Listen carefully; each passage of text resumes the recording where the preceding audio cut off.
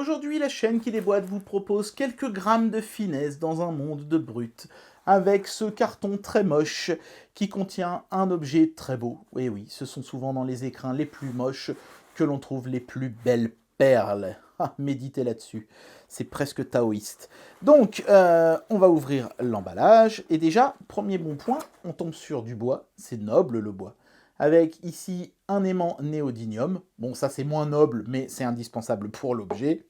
Et ensuite, alors j'avais très peur que cet objet n'arrive pas en un seul morceau, hein. C'est tellement fragile, mais c'est très bien emballé dans du polystyrène, regardez-moi ça. C'est assez ingénieux l'emballage, parce que c'est tout en verre, ce qu'il y a à l'intérieur. C'est un petit sablier, regardez. Alors, un sablier, bon, avec très peu de sable, mais en fait, ça n'est pas du sable, c'est de la limaille de fer.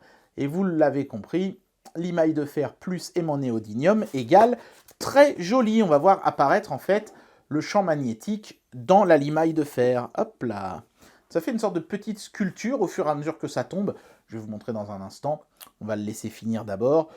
Bon, je dirais que ça met même pas 30 secondes hein, à se vider. Hein. C'est vraiment pas le but du jeu n'est vraiment pas de mesurer du temps, mais plutôt d'avoir un bel objet chez soi. Et vous voyez, ça vous fait une sorte de petit hérisson slash châtaigne slash oursin avec plein de petits pics qui symbolisent le champ magnétique qui émane de l'aimant. Ce qui est assez rigolo, c'est que si je pose directement le sablier comme ça sur le machin, il se passe absolument rien, ça reste plat.